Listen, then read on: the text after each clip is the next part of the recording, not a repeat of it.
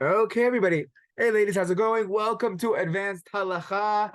I hope everyone's doing well. Let's give another like 30 seconds as people join the group. And how our class is going, people? Thumbs up, people still awake. Something going on? Okay, there we go. Oh, Hashem. There's some Torah going, people. Some Torah happening really soon. Be'ezrat Hashem. Be'ezrat Hashem. Let's give it 30 more seconds. As you guys are getting on right now, put your name in the chat. I'll get you for attendance. So get the name in the chat.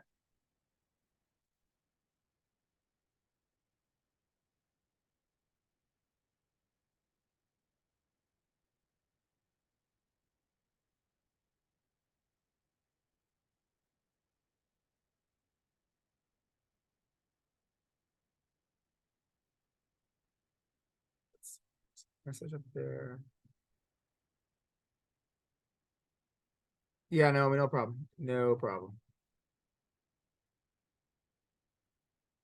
Okay. Awesome. Again, if you're just joining, put your name in the chat, and then Be'ezrat Hashem, let's learn some halacha. Okay, ladies, my name is Rabbi Menagin. If you haven't had, I see a couple of names from my parasha class yesterday. But for everybody that's the first class you having me, my name is Rabbi Menagin. I am director of Israel XP outside of the university, and I also have the pleasure to teach two classes here. I get to teach halacha and a level 1 beginners parasha class, Torah topics in Torah class. So welcome to halacha.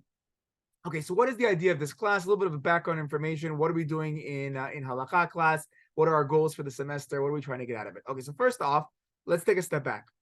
What is Halacha? Now, we're a smaller group over here, so you could unmute yourself and let's hear people. Actually, I prefer unmuting towards chatting, although you could write in the chat too, but it's easier just unmute.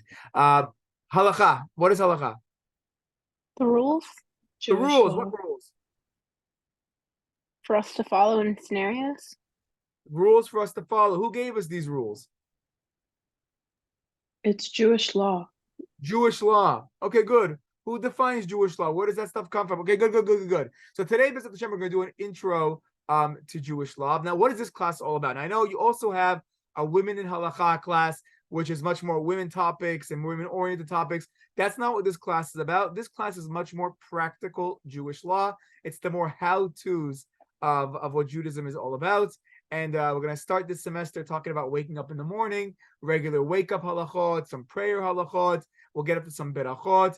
And then hopefully for next semester, we'll get into food laws. We're big foodies over here at Israel XP. So we'll get into some food stuff. We'll get through some holidays as the holidays come about. But we want to talk about halacha. We want to talk about Jewish law. So today, Be'ezrat Hashem, we're going to do a little bit of background, a little intro to halacha. Where does halacha come from? This might sound a little bit similar to some of your other classes, because in intro classes, you do like some background for like, a little history and stuff like that. But I just want to do it in the first class, really next week already, to start jumping into the actual law. So I want to put a little bit, just a little bit of the accounting. How does the class work? So let's share screen for a second. Also, anybody who just joined, write your name in the chat so that way I have you for attendance.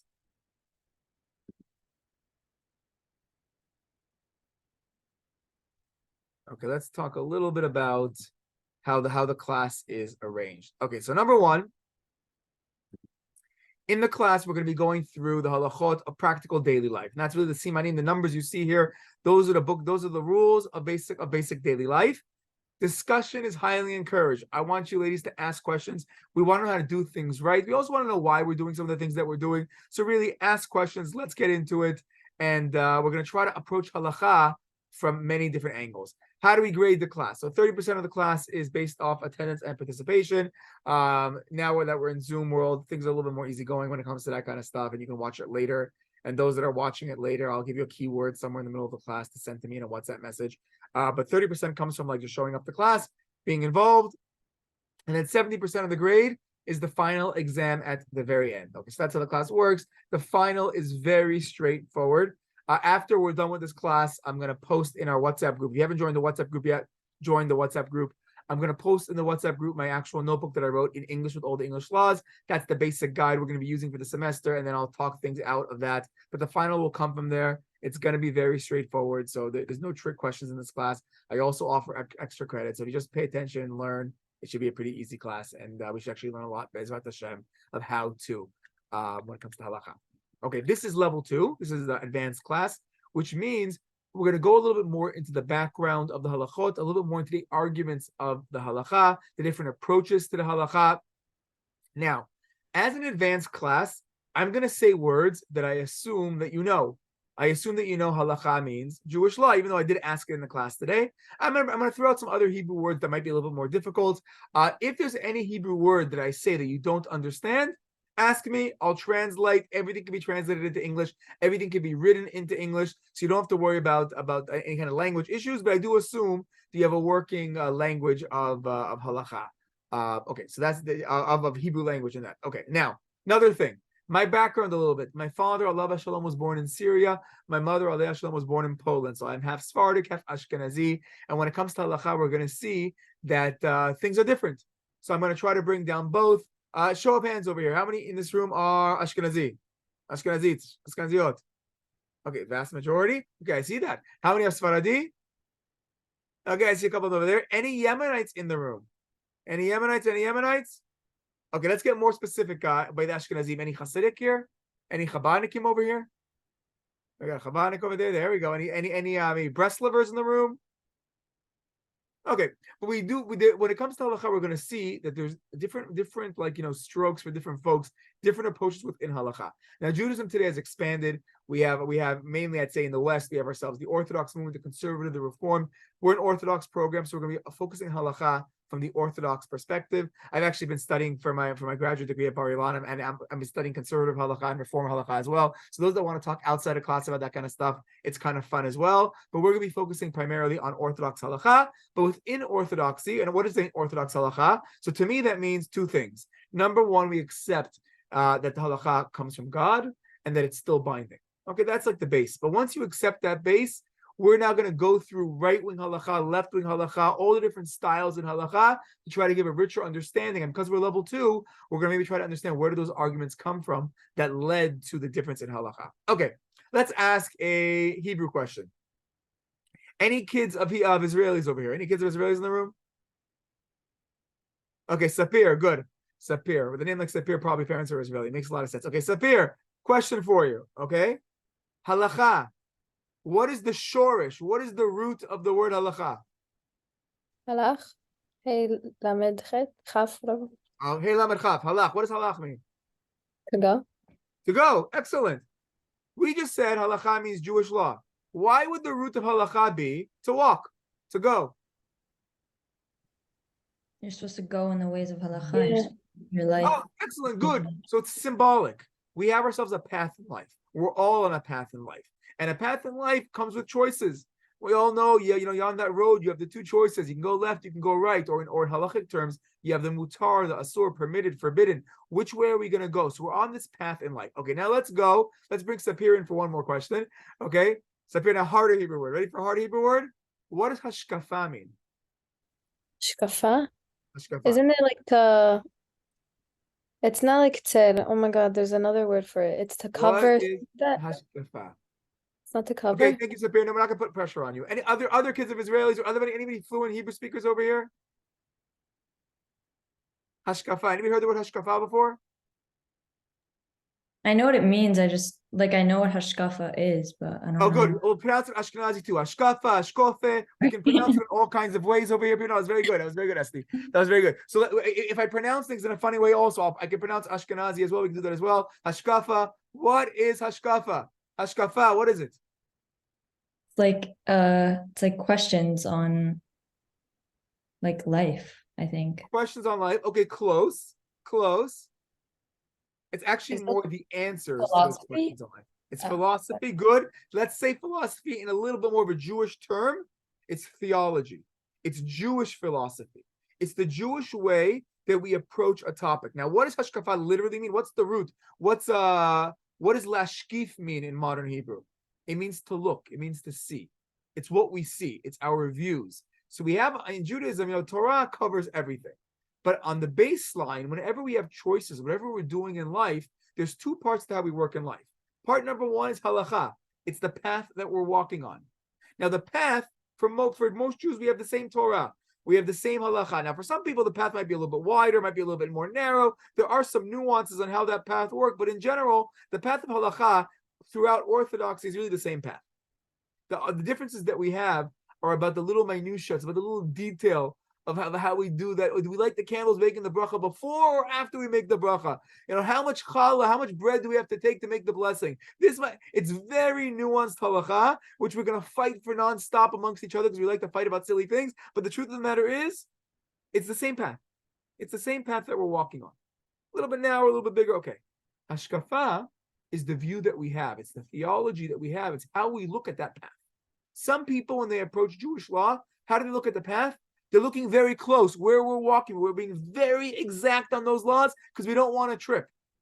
Other people aren't looking at the ground at all. They're looking up above at the heavens, looking at the sky. What kind of day is it today? They're totally focused on God. How is this Jewish law going to bring me up to God? Other people, somewhere in the middle, looking at the trees and the flowers, trying to get some kind of understanding, bigger view of what's happening. There's different ways to look at the halacha, and a lot of times that's also going to affect how strict, how lenient, what we're emphasizing when it comes to the halacha. Okay, basic word. Okay, basic word. Okay, who here in the room has gone to Jewish day school? Good, awesome. Okay, good. So let's ask Leah a question. Leah, how do we pronounce it? Yeah, hi, it's Leah. Leah, okay, Leah, let's ask you a question, Leah. Simple question because you've gone to Jewish day school. Did you learn a lot of Torah in your school? Yeah. Okay, good, excellent. Okay, so can you tell me, what does the word Torah mean? I don't know. Okay, somebody else. Most of you raised your hand for the Jewish day school question. I'm assuming that if you didn't go to Jewish day school, you probably this kind of youth group went to a Chabad because you chose to come to the advanced class. So I'm assuming you have some kind of a background. What does the word Torah mean? Anybody here? Instruction. Excellent, Esty. Excellent. Okay, that's 2 for 2 over here. Very good. So what does Torah mean over here? Torah means instruction. When you come to Bar Ilan University, B'ezrat Hashem, very soon we're going to get you guys to Israel. We're going to be walking in the university. You're going to see the word Hora'ah from the same root as Torah. You're going to see Hora'ah all over the university. Because what's the university all about? Teaching, instruction. Good fancy word, but teachings. It means to teach. It means to instruct. The word Torah means to teach. It's the guidebook we have for life that teachers are supposed to do. What do you call a teacher? Gabby, teacher in Hebrew. Amora, amore, for a male, a teacher. Same language as Torah. So we have Torah, hora'ah, mora, the same concept is to teach. The Torah is this instruction manual. It's this guidebook that we have for life. It's known also as Torat Chaim. It's known as the instructions of life. As we say in the Pasuk, Etz Chaim l'machazikim ba. It's that tree of life we want to grab onto so we know how to live, we know how to do things right. Last week's Parasha Bereshit, we had 2 trees in the Garden of Eden. Actually, according to Midrashic understandings, there were 613 trees in the garden for the 613 commandments. But there was a tree of life, the Etz Chaim, that corresponds to the Torah itself. Well, the Torah is our guidebook to life. We want to grab onto it, we want to do things. Okay, fine. So that's Torah, and the Torah itself is gonna talk about everything from the most basic mundane thing. And Jewish law spends a lot of time on the most basic, from how you tie your shoes in the morning, to the most esoteric and the most deep. Esoteric means the Kabbalistic, the deep ideas. Now you should know those deep ideas are going to affect halacha as well. So when we're going to go through the laws, we're going to spend a little bit of time on top of the how-tos, a little bit of time of the whys and the wheres and the hows, and we're going to start to realize that other aspects of Torah might affect what we do. Okay, let's do. I'm going to open up my booklet for a little bit. Again, I'm going to post this on the WhatsApp group probably tomorrow morning. But let's go back to the intro to halacha. Where did halacha come from? Actually, before that, let's ask you the question. Halacha, Jewish law. In Orthodoxy, we believe it's binding on a Jew. When did that start? Well, let's ask a different question. Similar question. Who was the first Jew? Avram. Avram and Sarah. Let's make a family over here. We had Avram and Sarah. They're the first Jews. What makes somebody a Jew today? Who their mothers. If their mothers. If their mother's Jewish. Okay, excellent. If their mother's Jewish, then they're Jewish. Was Avram's mother Jewish? No, she was Avram's father Jewish? No, he was actually an idolater, used to sell idols. Maybe at the end of his life, he might have done tshuva, according to Rashi. His father might have done okay. But Avram's parents were not considered to be Jewish. So how are Avram and Sarah Jewish? They Yes, ma'am. chose They converted. Huh? Converted. How do you convert? Well, it's probably different nowadays than it was back then. Okay, how do you convert nowadays? You learn like a ton of Torah and like all this stuff, and then like in the end, like the rabbi and all this stuff. It's a big process. I don't know how to describe it. Okay, good. You have to learn a lot of Torah. Why do you have to learn a lot of Torah? Because part of conversion requires you to accept the Torah. Okay. What else? Yes, Samantha? I was gonna say Abraham like got a Brit Milah. Okay, Brit Milah, good, very good, excellent. If when a man, we don't believe in female circumcision in Judaism, but for a male, he has to do a Brit Milah to convert. And it could be that Abraham's Brit Milah was part of his conversion process. Okay, very, very, very good. Sarai Imenu does not do a Brit Milah. So what does Sarai Imenu have to do to become a Jew? Or what today, if a non-Jewish woman wants to convert to become a Jew? So one thing was correct. You have to learn the Torah. You'll get tested. They're going to make sure you know how to keep Shabbat, how to keep kosher, how to keep the holidays. They'll ask a bunch of questions. Okay. What else? So the next Go big to thing is the going to the mikvah. Excellent. Both a male and a female convert if they dip in the mikvah. The male also has to have a circumcision. But what everybody has to have is learn that Torah, get tested, and then say, I accept upon myself Jewish law. So here's the question. If Avram and Sarah are the first Jews, but did Avram and Sarah get the Torah? Did they accept the Torah? Were they legally Jewish? Were they halachically Jewish? When did halacha start? If part of converting requires accepting the Torah, so what's with Sarah? What's with Avram and Sarah? Did they have Torah? Did they not have Torah? Didn't Avram have like certain things that he knew about, like from Hashem, like Hashem told him? I forgot what they specifically were. Maybe like kosher or something like that. He had a few that he followed, but not everything. Okay, good. So he had some, he didn't have some. So it's actually a really big discussion amongst the rabbis. How much did the forefathers know, or how much did they not know? Because it's accepted in halacha that when did halacha start? Really at Mount Sinai. At Mount Sinai, when God came down to the Jewish people, said, "Hello, I'm here, I exist.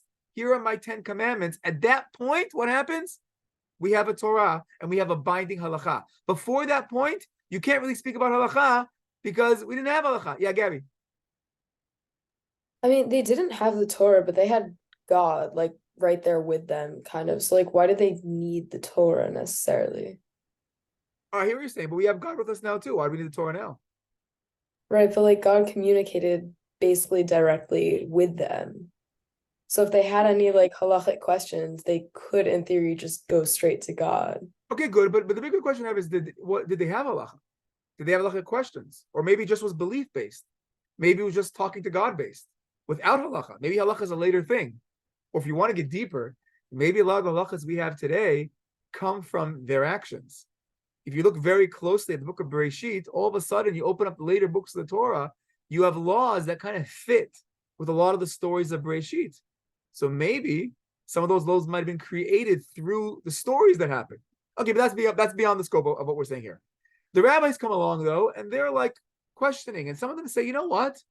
We do look a little bit closer. It seems like they did have certain halachot. It seems that there were some kind of kashrut laws that were around. We know Noach, this week's parsha, Noach puts the kosher animals on the boat in pairs of 7, and the non-koshers in pairs of 2. Now, what does it mean by kosher and non-kosher? Does that mean like our kind of kosher? Did Noach have a different kind of kosher? It's not so clear. So some rabbis come along and say, in the Gemara, it's already times the Gemara Midrashim, that the forefathers, they knew about the Torah. The Torah was much older than Mount Sinai. God had revealed certain parts of it. They understood certain parts of it.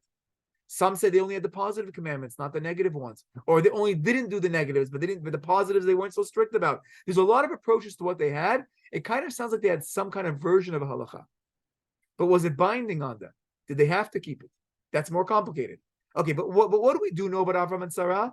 They're still called the first Jews. They might not have been halachic Jews because they might not have been halacha yet, but they were spiritual Jews or they were genetic Jews because we have a halacha that goes by the mother. Who's the mother? Sarah Imenu, Rivka Imenu. Those are our mothers. That's where the genes are coming from. But even that, does that start at Mount Sinai or does it go back earlier? Because let's ask a question. Okay. Avram and Sarah are Jews. Everybody agrees? Avram and Sarah are Jews? That's an easy one. Avram marries a second wife. Might even be his third wife. Avram marries a second wife. What was her name? Hagar. Yeah. Hagar. Okay, excellent. Hagar. Hannah. Was Hagar Jewish? No, wasn't she like Mitzri or something? She was Egyptian. She wasn't Jewish. Although her name Hagar is the same letters as Hagar, the convert. Interesting. Okay, side point. But Hagar, according to the mainstream approach, not Jewish.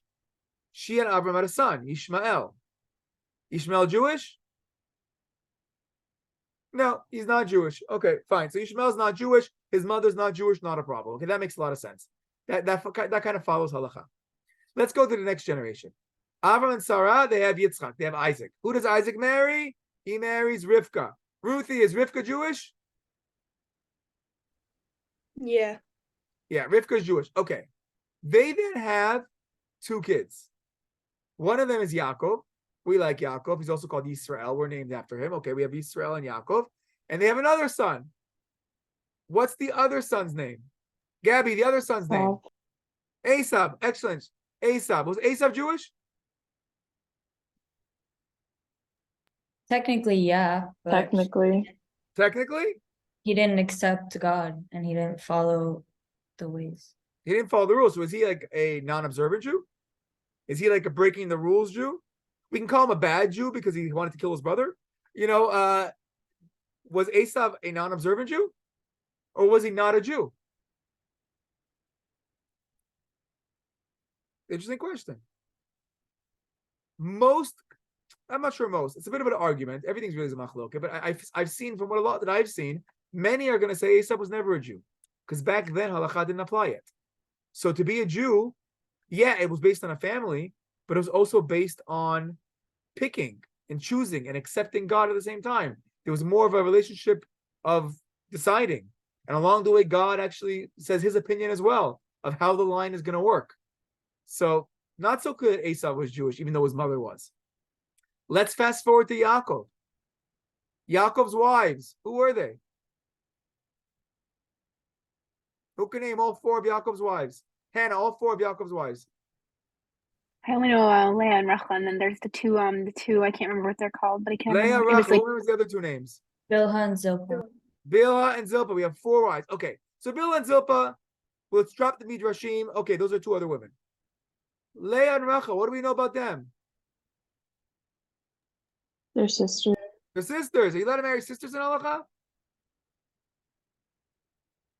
So how could Yaakov do that? We have Rachel Imenu, Leah Imenu. These are our four mothers. How could he marry sisters? How could he do that? If he was supposed to keep halacha, can't do that. It's a problem. So based on that, many commentators will say he didn't have to keep halacha because halacha didn't exist yet. There was a covenant, a brit, a covenant with God. It was spiritual. It was family based. And they might have kept some version of halacha, but not necessarily every single halacha applied to their time. Or I saw beautifully, Yaakov had promised Rachel he would marry her, and Leah he was then tricked and he married Leah, but he couldn't lie to Rachel because lying, that was common decency back then. Not marrying two sisters, that's only going to take place at Mount Sinai. So how could he, even though he might have known that halacha, he's not going to keep it now if he's not obligated to, if Mount Sinai never happened yet. Although, there is one opinion, I think it's an interesting one just to bring down, the Ramban. You guys heard of Nachmanides, Ramban? Ramban says, what do we know about Rachel Imenu when they came back to the land of Israel? What happened to Rachel? She died. She died. Thank you, Shani. She died. Why did she die? So we know it was childbirth, says the Ramban. But why did it happen? Interesting approach. I have a lot of questions on this approach, but I think it's fascinating anyways. Says the Ramban. Why did she die? Because he says that the avot and the imahot, They kept the Torah in the land of Israel. Outside of Israel, they didn't. Why could he take many wives? Because he was living in Iraq. When he came back to the land of Israel, this land was too holy. And in the land of Israel, you have to keep the halacha. And that's why she dies as they're coming back to the land of Israel, because she was the second wife, and you can't be married to two sisters. Okay, interesting idea. Like it, don't like it. I have a lot of questions about this because she died a little bit after it took place with Esau. It's not exactly clear where it was. Okay, I have my own questions, but interesting approach of the Ramban, just to show you, did they keep it? Did they not keep it? It's not all the time. Sometimes it's very, very great. But when do we know for sure that halacha becomes binding? At Mount Sinai, Har Sinai. Mount Sinai, God reveals himself to everybody. What does God tell us on Mount Sinai?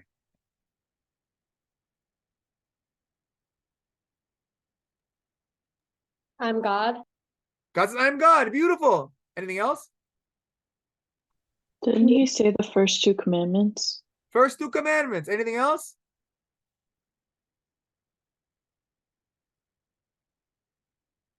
Hannah. Well, wasn't it all 10 commandments? 10 commandments. Anything else? Okay, very good. Nope. Shani and Hannah, both of you are right. Both of you are right. Is it 2 commandments? Is it 10 commandments? Actually gets interesting over here. So what happens? The whole Jewish people, man, woman, child, everybody's at Mount Sinai.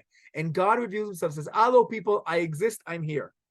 Then he either gives us 2 commandments, like Shani said, or 10 commandments, as Hannah said. It's not so clear in the Midrash. Yeah, Hannah. Well, it doesn't have to be all 10 because of the thing with Shamor and Zachor. Because it was said with the same word. Yeah. That probably will go according to the opinion that we heard, or that we heard 10 and not 2. Because Shamor No, I was just gonna say, like, didn't he say 2 and then like he told Moshe to say the rest or something? Excellent. Also true. Very good. Yes, yes. Or he said it through Moshe's voice. Okay, now we're getting into the land of Midrashim to understand what took place in detail. And we can finally find Midrashim that will go in different directions about that. Now, according to, so there's two opinions. God either gave us all 10 commandments, or what's the more popular approach is that God only gave us 2 commandments, and Moshe finishes telling us the next 8. Now, why did that happen? Anybody raise your hand? Did anybody ever hear the Midrash that says that when we heard God speak to us, it was like such an out-of-body experience, we died, and then God had to revive us? You guys heard that? A bunch of you heard that? Okay, awesome. Now, we're 18, we're adults now. Okay, so at this point, those that want to take it literally that they died and God revived them, go for it. Which could be a beautiful idea, because Mount Sinai, with all they said, was a little bit like a Garden of Eden, where we have this concept of resurrection. Could be, or don't take it literally. It was such a crazy experience. We felt like we were like gonna die. Like, oh my God, I'm gonna die right now. Chas v'shalom. That was the language that was being used. So meaning it was so intense that according to this approach, what happened? After the second commandment, we said, God, too much. We can't handle it anymore. Like, must speak, I can't handle it. Hearing you speak, it's just too crazy for us. Can maybe Moshe tell us the rest of the commandments? And according to this Midrash, now they're going to have all these ideas that you said, that God gave all 10 commandments in those first 2. All the positive commandments of the 613 are in the first commandment, all the negative in the second. And you have all these Midrashim that make it much, much bigger. But according to this approach, God only gave us 2 commandments. And then Moshe teaches us the next 8 commandments. And then Moshe goes up to Mount Sinai and learns the rest of the commandments. How many commandments do we have in total? It's easy question. How many mitzvahs in total do we have as a Jew? 13. 613. Beautiful. 613 commandments. If God gave us 2 at Mount Sinai, how many are left for Moshe to teach us? 611. 611. Beautiful. 611. Says the Gemara. 611 is a special numerology. It's a special gematria. If you take the Hebrew language, every letter can be a different number. What is 611 in the Hebrew language? 611 in Hebrew. What kind of word can you make up with those letters? It's a hard question if you don't know the answer, but if you know the answer, it's so simple. Anybody know what is 611? Aiden, any idea? No idea? Trying. Torah. Attempt almost. Torah. You can make up the word Torah. Torah. Excellent. Torah. Torah is 6:11. Says the Gemara. What's one of the first psukim we teach our kids when they're first born? We sing to them. Torah, Torah, Torah, Torah, Torah, Torah, Torah, Tziva Lanu. Moshe. Moshe taught us the Torah. What is Torah? 6:11. And what's left? The last two from God. So you take 6:11, you take 2, you put it together, what do you get? You get our 6:13. Moshe taught us Torah. God taught us 2 more. And that's the hint to all of our commandments. Okay. So God speaks to us, tells us we got to keep the Torah. We accept it. We love God. God, na'aseh v'nishma. We're going to do anything you say. We're going to listen. We're going to do. We love you, God. That's awesome. Moshe goes up. He starts learning the Torah. He then comes down with the Torah. Now, how much does Moshe have? So it sounds like different opinions, but according to some opinions, he wrote the whole Torah up until that point. And then as they traveled in the desert, he's going to write a little bit more. Or according to the other opinion, he wrote all the Torah right before he dies. And we have ourselves a written Torah. That's known in Hebrew as Torah shebichtav. What comes along with Torah shebichtav? Torah Sheba'al Peh. Torah Sheba'al Peh, the oral Torah. What does the oral Torah do? Teaches us like the traditions, like the family traditions and Okay, a little bit more. Samantha, what does it do? It explains the Torah Shebechtav. It explains the Torah Shebichtav. It clarifies the rules. It clarifies the laws. When it says something like tefillin in the Torah, it explains what are tefillin boxes. How does it work? It goes into more detail. Okay, very nice. What came first, the oral Torah or the written Torah? The oral Torah. Oral Torah. So in a certain sense, Moshe goes up to Mount Sinai, learns it from God, and then he's writing it out. Either he writes it piece by piece, or at the end of his life. But according to any of those 2 opinions, the oral Torah is actually much more in his conversations with God before the written. So in a different angle, both angles are true. The oral Torah explains the written Torah. But from a different perspective, the written Torah is really the cliff notes to the oral Torah. You hear? Different angle. Hashem taught the oral to Moshe Rabbeinu and then gives cliff notes, which is known as the written Torah. Okay, awesome. Let's talk a little bit philosophy, theology. Why does God want to have an oral Torah? Let's just have a written Torah.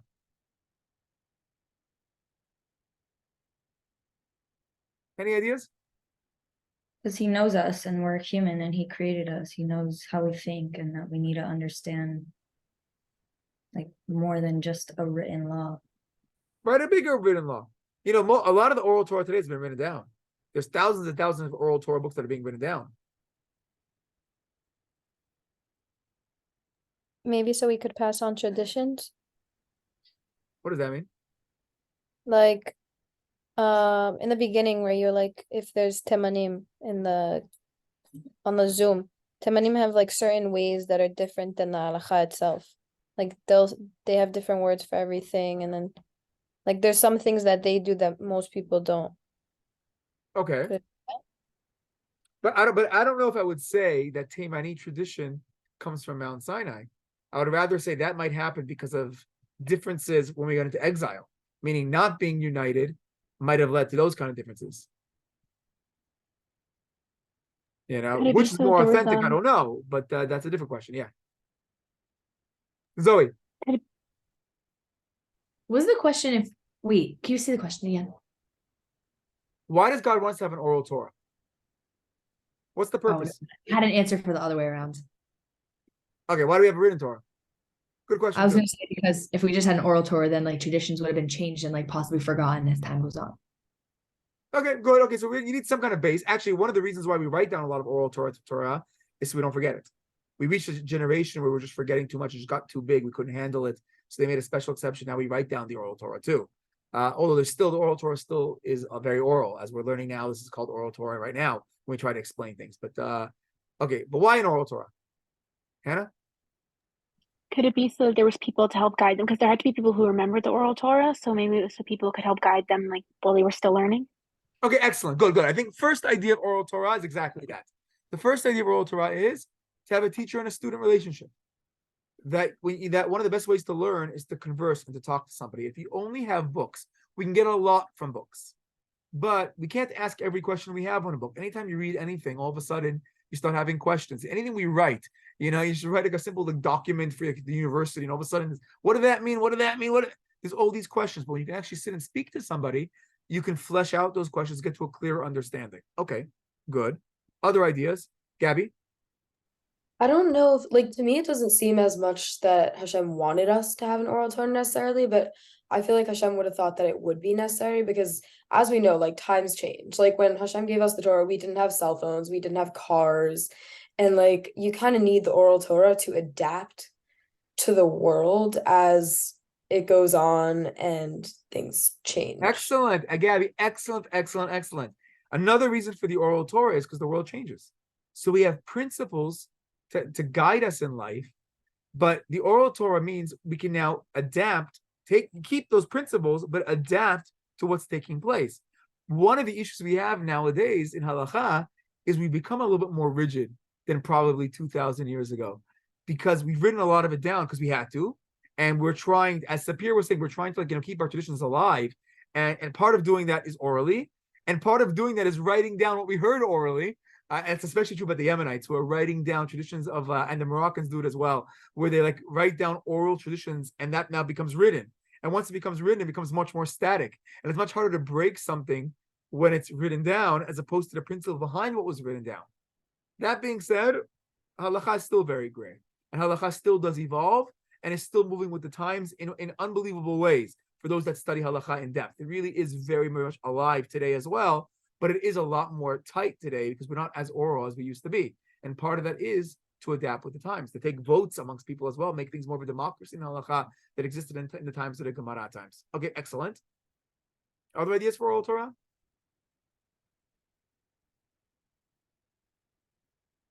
Okay, that's good for now. Fine, that's good for now. So God comes on Mount Sinai, gives us a written Torah, gives us an oral Torah. Moshe brings it down. Okay, now I'll open up my notes. About 5 more minutes. We'll do just a little bit of notes over here. Okay.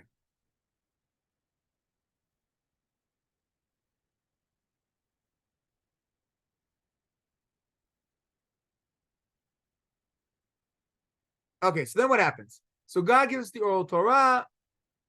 We're teaching it to each other. Things are going great. We're learning how to do 613 commandments. We're being good Jews. That stuff is awesome. And then what happens? It's passed down generation to generation. People are discussing it.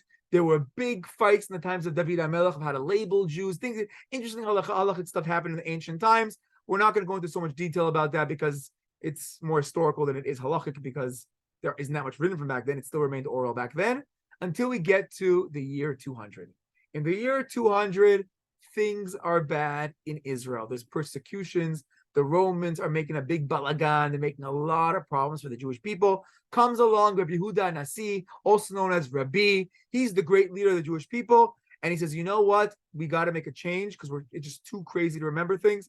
And they write down the oral Torah. They write down in the first book known as the Mishnah. Now, the Mishnah, learned till today.